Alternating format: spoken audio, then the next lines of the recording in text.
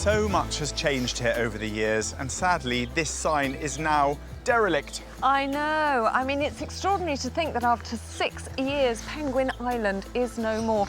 And these guys did give us some ups and downs, though, didn't they? They did, and a whole lot of fun. But, big news, there is a new girl in town. Bit of a diva, apparently. Is there now? Is she demanding? Very. Wraps everyone around her little finger? Absolutely. Wearing shorts today? Finally, they've given me my own enclosure. Shall we move on? I think we better. Here's what else is coming up on today's programme. I'm in so much trouble. Can the team get giant otter Innie under control? Innie! She is so set in her ways. In time for a reunion with her ex. Jean finds out which creature's fingerprints have been confusing the cops. I'm finding this one hard to believe, so let's do this. And the whole park is on red alert. We've just seen a very large animal beyond the Brio paddock. Something's out.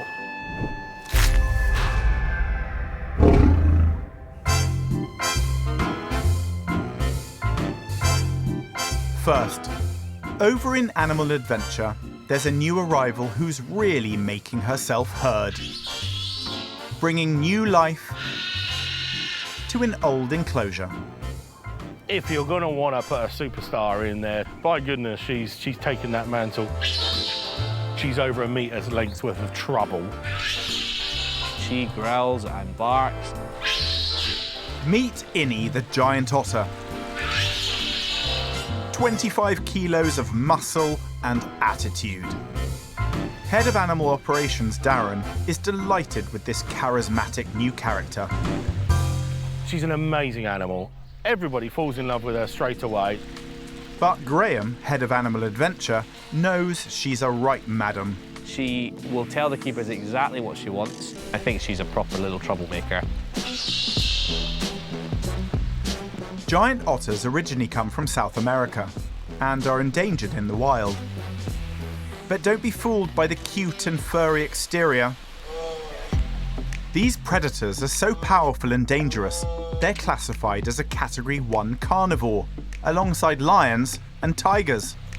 In the wild, these guys are capable of killing crocodiles and you know, they do quite regularly take them. She has very sharp teeth. She is incredibly large, and the risk to the keeper is there. Currently, the team have little control over Innie, and for their safety, they need to work out a way to get her into her den or holt.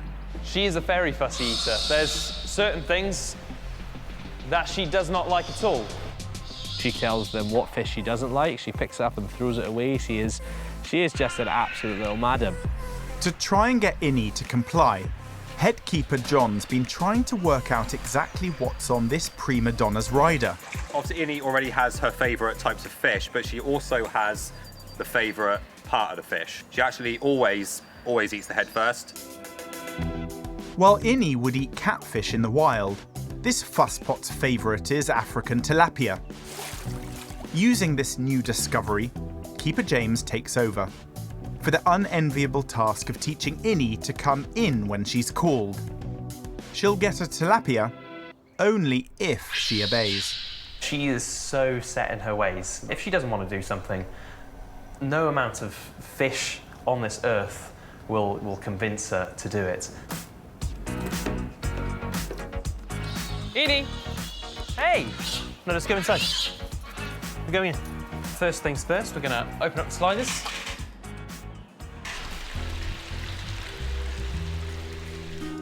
Innie, come on! Innie, come on!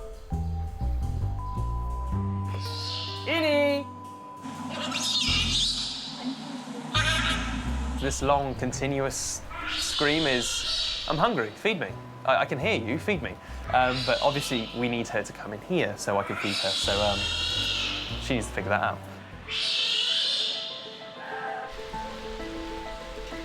The team need to get Innie under control soon, because she's about to get some company. Giant otters mate for life, and Innie's ex, Gordito, is going to be joining her. The pair lived together for years, raising several litters of pups. They were so successful as baby makers, they had to eventually be separated. But now, with a new home at the park, they can come back together. After over 6 months apart, Head of Animal Adventure Graham is anxious about reuniting two large predators. This is where it becomes a bit of a grey area as to whether they will or will not remember each other. We are all secretly hoping that they will remember each other, run towards each other with open arms and just fall back in love again. That would be the ideal scenario. I think in reality there will be a bit of grunting, a bit of grumbling, a bit of who are you, why did you leave me, who have you been with, all that, you know, just drama. If the introduction gets physical, it could be dangerous for Innie and Gordito. The keepers have just a few more weeks to train this giant.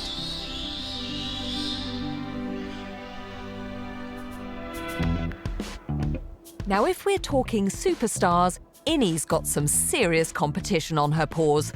Another group of new arrivals has been hogging the limelight this summer. After learning some specialist handling skills, Jean's been lucky enough to have a hands-on introduction. This is Maisie, the koala. Oh, and I can tell you, she is as cute and cuddly as she looks. Oh, James, wow. What an iconic animal. You are very special, as you can see. We've got this little one Kieran coming to join us as well. Now, koalas are so distinctive, aren't they? They are. They have this nice hard bum, which you can hopefully feel. This little bum just feels like a little built-in armchair. Yeah, Hello. exactly that. We've got these V-shapes in our trees. So she's there using that lovely hard bum to wedge into these to make sure she firstly doesn't fall out, but secondly also to make sure she's nice and comfortable sitting in a tree for a very long amount of time. And great little noses, which are a distinctive feature that we think of with koalas, aren't they? Exactly. So obviously the nose itself can identify not only each type of eucalyptus, but each leaf, but also that's how you roughly tell them apart. So inside of each nose, there's a different black pattern, and that is totally different depending on each koala. The way to tell Maisie apart, for example, is this lovely little wave shape in her right nostril. So that's how you identify who's who? Exactly that. And she looks as if she's having a little sniff at me, but when I sniff her, she smells absolutely beautiful. She does, doesn't she? What is that smell? It's actually the eucalyptus they're always around. So it's a bit like us using a perfume or a deodorant. They are basically using the eucalyptus to keep smelling great. So tell me about these fingerprints, because I've heard that koalas have been causing a little bit of trouble for police in Australia. Yeah, so each individual is actually totally different. Very similar to our fingerprints. They are totally unique. Technically, you can catch a koala red-handed in theory. So there's been some crime scenes in Australia with koala handprints around being confused for human ones? Yeah, for sure. I mean, it's the sort of thing which is almost film-worthy, isn't it? It's quite crazy. So can we take her fingerprints and see how close they are to mine? Yeah, we haven't done it yet at the park, but there's definitely somewhere to start, so let's get going. I'm finding this one hard to believe, so let's do this. Definitely. Right, Maisie, I'm taking my index finger of my right hand. So this is my human fingerprint. Perfect. Your turn, Maisie. Okay. Right, let's have a look. I'm gonna go here. Oh, I think she'd rather cling on than have her fingerprints taken. Perhaps a different approach then. Right, let's strip a bit of paper off, James. Yep. Right, and see if you can get her to press down on that. Is it her right? Is it this one? Right, index finger, yep. Hello. Good girl. Maisie's not making things easy. James, maybe she's got a secret pass because she doesn't want her fingerprints taken, but she sure does love the camera. She does indeed.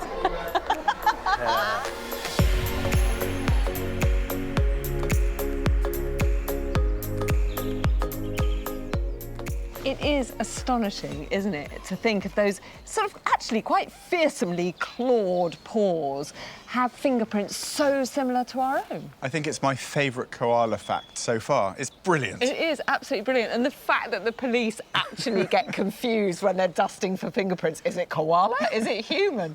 So you know Jean gave her fingerprints. Yes. And Maisie here, she wasn't having any of it. Doesn't surprise me. But one of the keepers did use their wily koala magic. And they got some koala prints. Look. So we've got two sets of prints here. Whose is whose? Well, that's what I'm asking you to guess. One's Jean and one is Maisie. What do you reckon? This could be quite embarrassing if I muddle up Jean with a koala. I'm going to go for Jean, Maisie. Oh, you should be in the Australian police force, Ben Fogle. Well, you know, I'm a detective, really. Watch it, Maisie. He's on to you.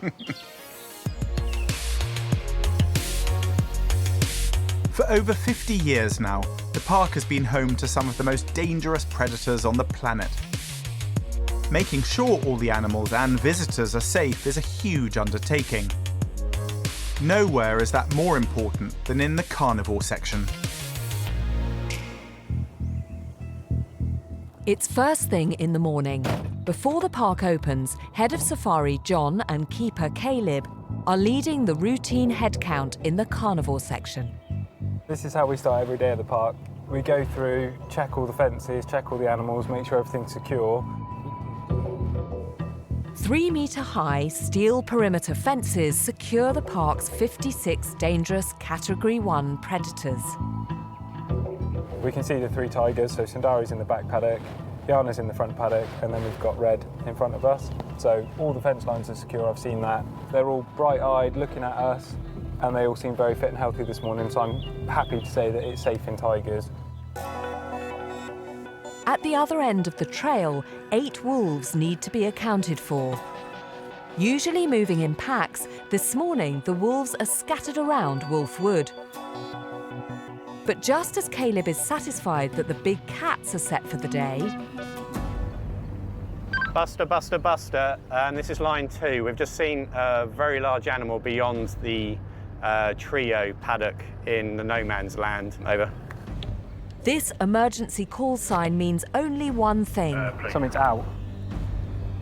So within the safari perimeter, in between the second section line enclosure and the perimeter fence, probably that perimeter fence adjacent to Hippo Field. The creature's been spotted between the inner and outer perimeter fences in an area known as No Man's Land.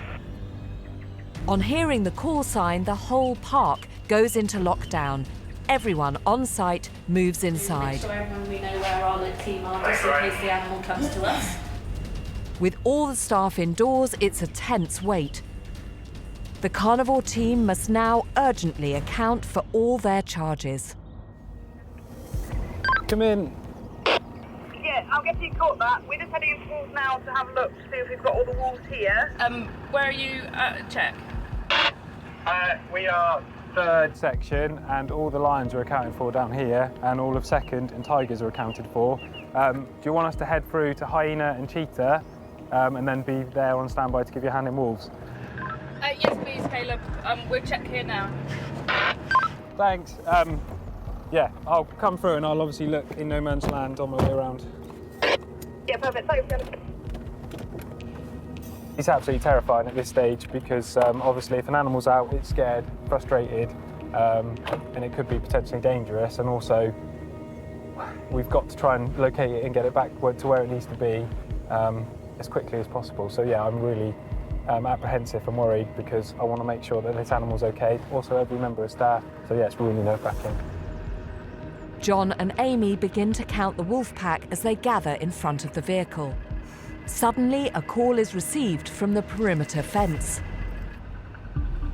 Line 2, John, we have eyes on a wolf silhouette. In Lakeside? Okay, that's received. We're currently checking wolves and we can currently only see 7 in the main European pack, so 1 wolf currently unaccounted for here, so it looks like that might be the animal concern. There's wolves unaccounted for. Line 2 to Rob. Can you confirm, was it moving or was it stationary? I confirm it's stationary. Do you have eyes on it now? Yeah, eyes on. That's received. In case they need to get out of the vehicles, John deploys Ryan, a member of the firearms team. In a situation like this, where we have a potential Category 1 animal escape, human safety has to come first, so we need to have that cover on hand if we need it. On my way.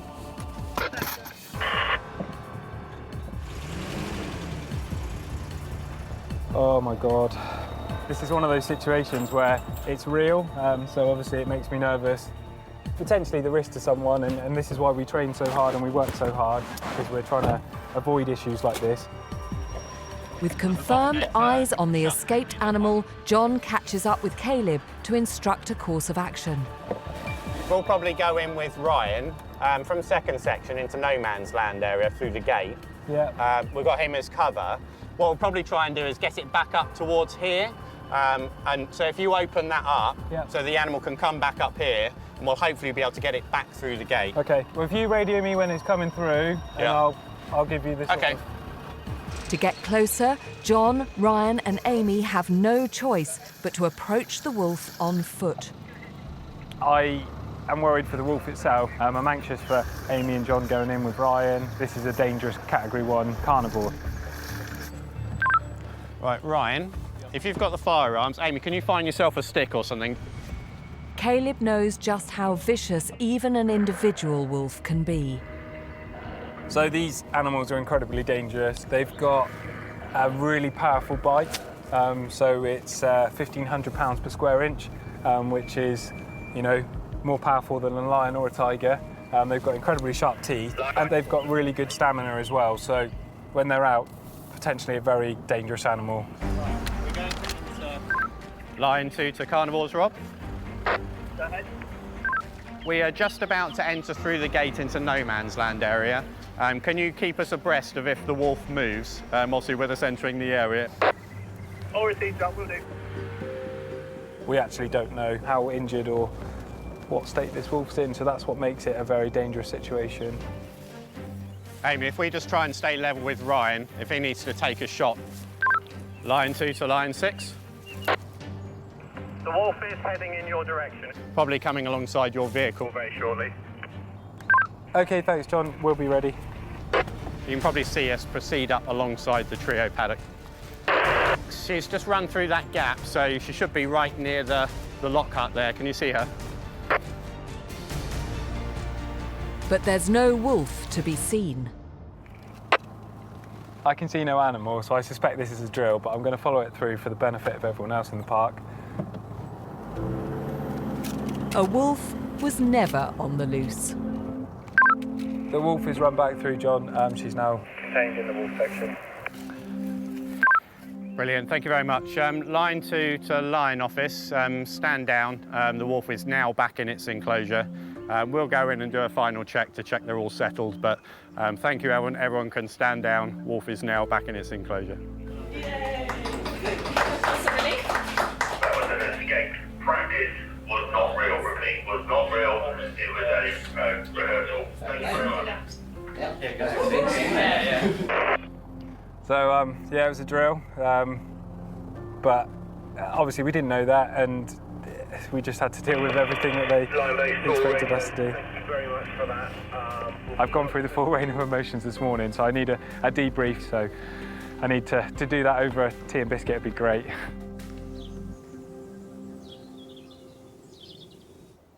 Caleb, a well-earned cup of tea. John, you really put him through his paces. Oh, yes, yeah. How do you feel now, you know, having had time to digest? I feel very relieved now that I know it was a drill. At the time, it was very stressful because we're all on high alert, trying to make sure that everyone is safe, all the animals are safe, and all the staff. So, yeah, very nerve-wracking. John, these are obviously important to do, these drills. Yeah, it's a lot of fun setting them up and putting these guys through their paces, but there is a serious side to what we're doing. We've got a lot of dangerous animals in the park, so of course we need to keep everyone safe. So we need to have a really well-rehearsed plan in terms of how we deal with situations like that. And Caleb, would you do anything differently now that you've had time to think about it? No, I wouldn't. It went perfectly to plan. As far as I was concerned, I got the right instructions and I did exactly what was expected, so it was a perfect drill. John, what was your verdict on Caleb's response? Very good, I think. Of course, in these kind of situations, we do need to make judgment calls based on pure safety. So if there is a choice between human safety and animal, it may come to that very difficult decision in some cases. But yeah, happy ending all round. Any clues as to when you might do the next drill? No, I'll never tell these guys when they're coming. Never. Well, listen, no cup of tea is complete without a biscuit. Oh, thank you. Well done, guys. Here you go. Very much. Good job. I'm going to have one of those as well. Here's to safely keeping the animals in the park. Yeah. Cheers. Cheers. Cheers.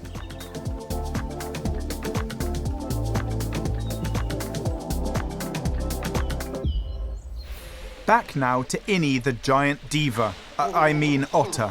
Innie, come on. To get Innie indoors and avoid a bloody fight when her old mate arrives, James must persist with her training and get her under control. Innie, come on. It's been a long-term objective to get insolent Innie into her bedroom. Innie, come on. Hey, good girl. Hello. Oh, she's right there, actually. Innie, come on. Here's a good girl. Come on. Come on.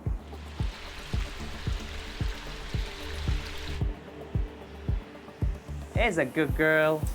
Come on then.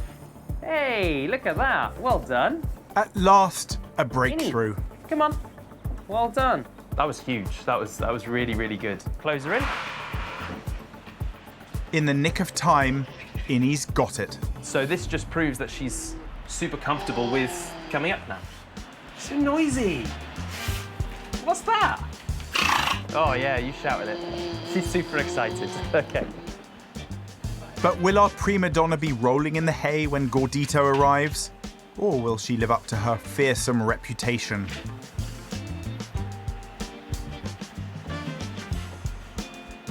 If Innie's palatial setting at Animal Adventure looks familiar, that's because it is.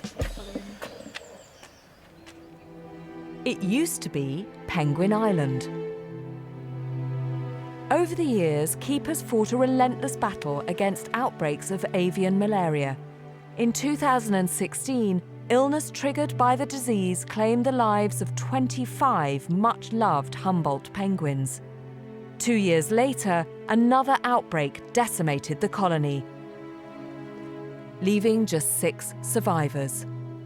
The decision was taken to rehome them and close Penguin Island once and for all.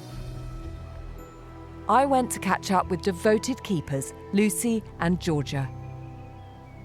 Gosh, you girls have been through it, haven't you? Just a bit, yeah. So, okay, when I was here last year, you'd been through the avian malaria. Yeah. You'd lost birds. You'd fought so hard to keep the remaining ones healthy. And I thought you'd cracked it. You thought you cracked it. So what happened? It's one of those things that, yes, you cure it, but it's never completely gone. Right. It's their immune system is so suppressed by that point that they could catch anything and it will be much worse than they would have before malaria. Yeah. So while it was gone and we had birds that had survived and were healthy, they were still at risk, like very, very much so. Right. I think it was always at the back of our mind that it could come again. And I think because we got through the second year without anything really, we kind of thought, oh, okay, it won't come again. And then we got new birds in, we'd learnt to love them and care for them. And then once again, we got hit by it. I think it's the thing that people will never understand. You know, they're not pets, but you do have an extraordinary relationship with the animals that you look after. And I think people sort of think, oh, well, it's all right, you know, it's not like your pet dog. But, I mean, you had an amazing connection with those birds. Yeah, I mean, we always try and say we shouldn't get too attached, but if any keeper says they're not attached, they're lying. It's impossible. We spend more time with these birds than we did our families. Yeah. So you get extremely attached. You know all their little foibles, so you get to know them and you do fall in love. While the survivors were moved to another collection, Georgia and Lucy were determined to make sure the ones that died would never be forgotten. When we first lost our first couple of penguins back in 2016, we decided to collect a feather sample from each individual, and they all had their own unique bands as well, so we kept that in a pot together. And I thought it'd be a really nice memorial to put on the wall in our staff area. And you know, we have really good memories, so we can always just have a laugh about each individual. And there's one name I really didn't want to see on this memorial. Well, the one that obviously I remember particularly well is Wally. Wally. He was such a character. Yeah. All of them affected me. He's the one. I didn't work at Penguins that day. I had to go. Lucy had been devoted to rehabilitating orphaned Wally after he had reconstructive surgery on his foot. Hello, gorgeous boy. She spent weeks perfecting a bespoke ankle bandage design to give young Wally's foot the protection it needed. He does get a bit grumpy. He's literally like a spoilt child at the moment. You gonna go for a swim?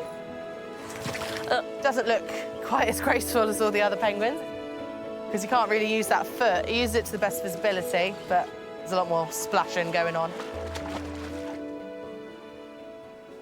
You haven't got a Wally booty on you by any chance, have you? Blue Do Peter you style. know, I knew you would. Do you just sort of carry them around? I knew, oh look. That's amazing, look at that. We did World Penguin Day every year. Yeah. And last year I did a competition where kids could design, I had the template of the bandage, they designed it, and then I made the best one. Oh, that is beautiful. So yeah, that's a bit more fancy than his regular bandages. So what was it that made you fall in love with them?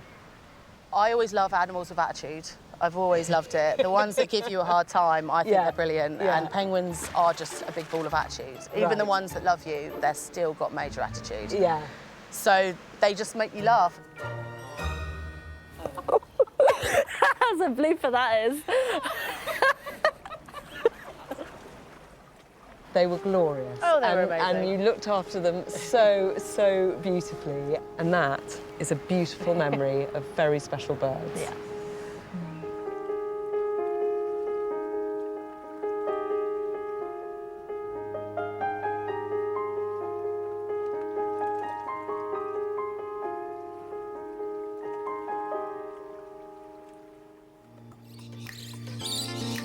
The keepers are constantly looking for new ways to care for their animals and to keep them fit and strong. Jean's gone to join a small and slithery beefcake for a workout with keeper Amy. So this is Hunter. Hello, Hunter. And he is a royal python. Beautiful. And he's a very lovely boy. I mean, he feels really strong. I can really feel the muscles inside. But now, I guess to stay strong, he really needs to have regular workouts. Definitely, yeah. So that's why we have this lovely snake enrichment board. Okay. And this is just designed, obviously this has lots of little pegs on for him. So he has to kind of weave his way around the board, use his muscles to contract himself around the little corners. So if we pop him on the top, there we go, and then we'll see where he weighs himself. I mean, look at the shapes he's making. You can see him Yeah. using those muscles already. Exactly. How many muscles are in here? Well, snakes vary from 10 to 15,000 muscles in their body. Wow, so yeah. it's crazy amounts. You do want to see this kind of natural behaviour of him looking, you know, for food and exploring. And what kind of things would you be using these muscles for, you know, in the wild? They're constrictors, so they would squeeze their prey before they eat them to make sure they're dead. So they are, superbly strong for doing that. You know, having strong muscles is really a matter of life and death. It for is, them. It's how it they is. catch their prey. And I mean, he wouldn't be able to, you know, go across the floor or to go up trees without his muscles. It's very important for them to have that muscle tone there. I mean, look at these shapes he's making. He's so strong. He is, so he's using obviously various different points of his body to control himself around these pegs, and also his scales, because his scales are so smooth, which help him sort of glide through. So in the wild, when he's looking for his food, he would have to weave through various different, maybe tree roots and foliage on the ground, and he would get himself into very small confined spaces to kind of sneak up on his prey. So that is a very important natural behaviour to help build the muscles that he would need to do. Are there some parts of the body that are stronger than the other? I think like the full sort of from the chest down to his tummy is the strongest part, because that's what he uses almost like a front wheel drive to sort of pull himself along. And he gets kind of fat and then thin in places. Can he change the shape of his body? He can, so Wow. he can kind of, his muscles can make him smaller almost in some places. I suppose to sort of sneak into That's little it. spaces. Yeah. And doing a good workout there, Hunter. Very good workout. I definitely couldn't do this at the gym. No.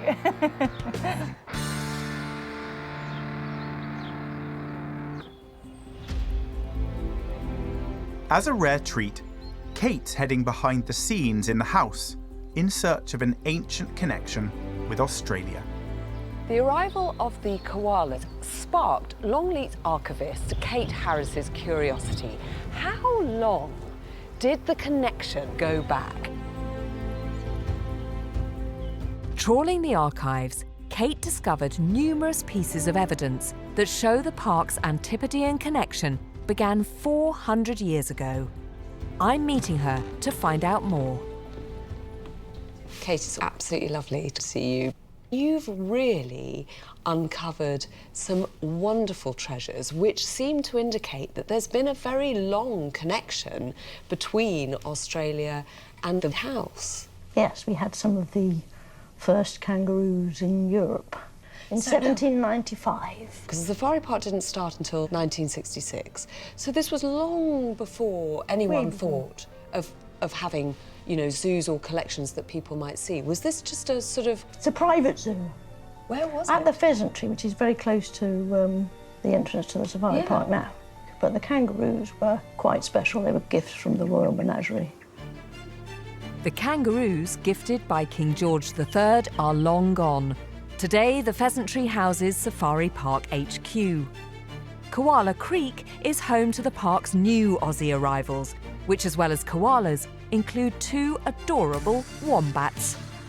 In the estate library, Kate unearthed an account from a penal colony in New South Wales in the late 18th century. In it, one of the earliest records of an animal that was a new discovery to British explorers of the age. With kind treatment, the wombat might soon be rendered extremely docile and probably affectionate. It's not very wombatty, is it? It's sort of... It's what's called naive in style. Well, also, it hasn't got a big enough bum. He's almost made it too elegant. I think the trouble is he's trying too hard. I think the shadow is the funniest thing. Yes. It's really hilarious. Kate also discovered early maps. One, dating back from 1690, is one of only 4 in the world. There's just amazing insight into the actual process of the discovery of Australia. Yes. The world map is at 1690. You look at that map and it's a totally recognisable world. I know Australia's a bit vague. It's got a bit missing. It's got quite a lot missing. When this map was drawn, what was known of Australia was called New Holland and was a bit of a splodge. In the 1700s, Captain Cook began his surveys. Kate found these early copies of Cook's maps in the library. They show how, in less than a century, our knowledge of Australia and New Zealand was transformed. The huge 1690 map is nearly 3 metres tall and 6 metres wide. When you found this map, what sort of state was it in? I first came across it when I first started to work here, which is over 3 decades ago, and my first response to it was fright, because its condition is so poor until very recently that you couldn't produce it for people to see it. Being so rare, something had to be done. Conservator Heather Norville-Day had a painstaking rescue mission on her hands. The paper itself had become very weak. The moisture in the atmosphere had created moulds. Comparison I can make is like a very thin crisp. If you touch it, it would crack. It was so delicate. But you knew if you hadn't had the opportunity to restore the map at that point, you would never restore it, because it was on the border of the bin. Each of its 40 sections was washed and restored separately. The paper fibres were so deteriorated that on wetting them, if I could describe it as porridge. After 6 months of nail-biting repairs, the map's been restored to its former glory, to be put on display for the first time in hundreds of years. Absolutely the best thing I've done for a long time. Who knew this wild corner of Wiltshire had Australia running in its veins for centuries?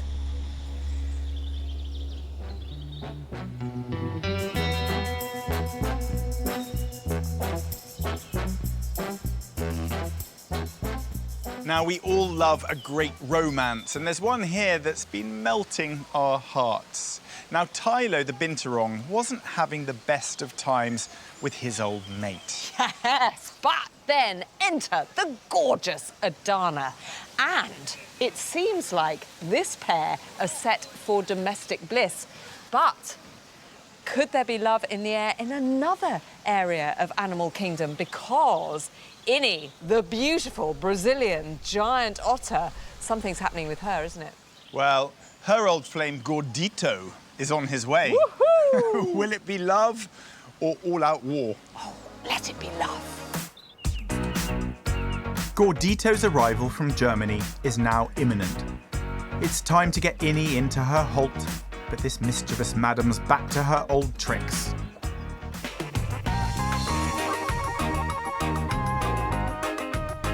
Innie, hey.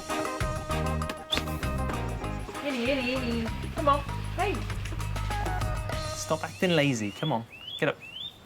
Come on. James and the team had plans to call Innie into her home at will, to make the introduction more controlled.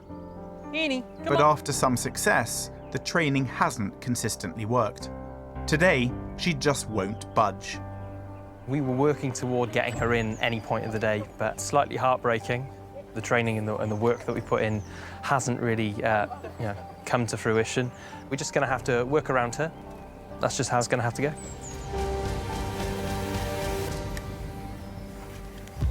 After a 500-mile journey, Gordito has arrived. The team need a plan B. I think once we bring the box around, she'll either react or not react, and then we can judge whether we do it inside or outside. Should we do that then? Yeah? We'll bring them round. Cool.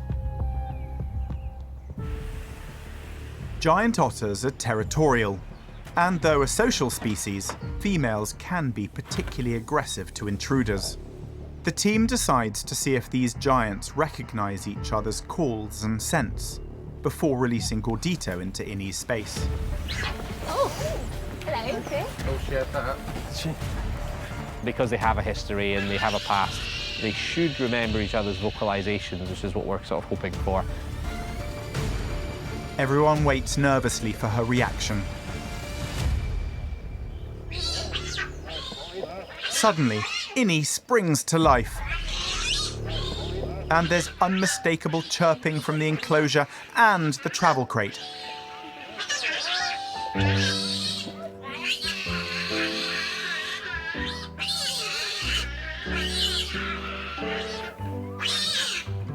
So Innie has been sniffing the air.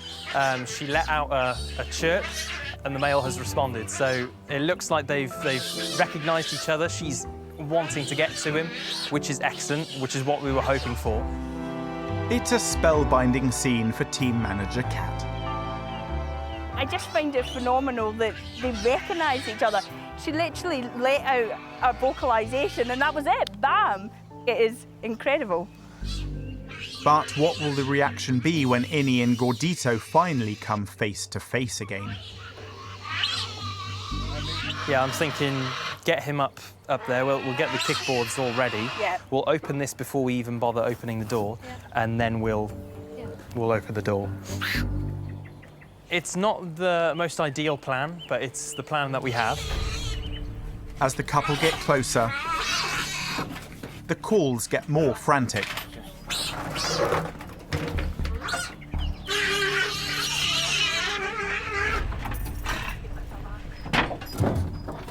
Innie moves away. A blast of air from the fire extinguisher will be the last resort if things turn nasty and the pair must be separated.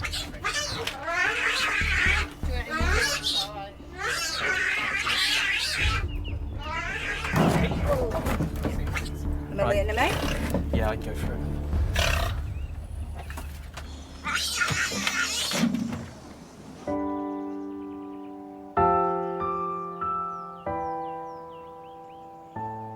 She is straight over to him and pining all over him. He's obviously out of the box, he's just looking at everything, and she is just showering him with affection.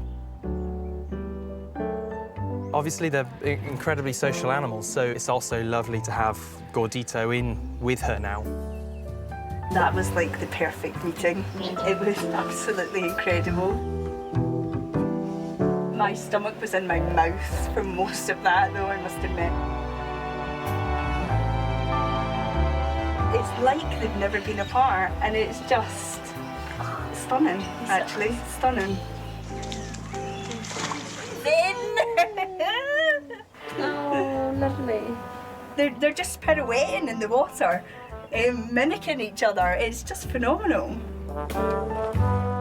Their powerful natural bond has endured their year apart. They're meant to be together, so it's lovely to see. These two aquatic giants are, after all, utterly inseparable. This is certainly the love story of the park this year.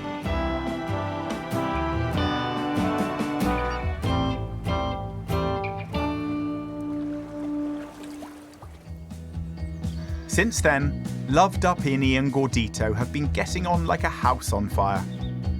So much so that the keepers suspect the giant otter family might be about to get even bigger.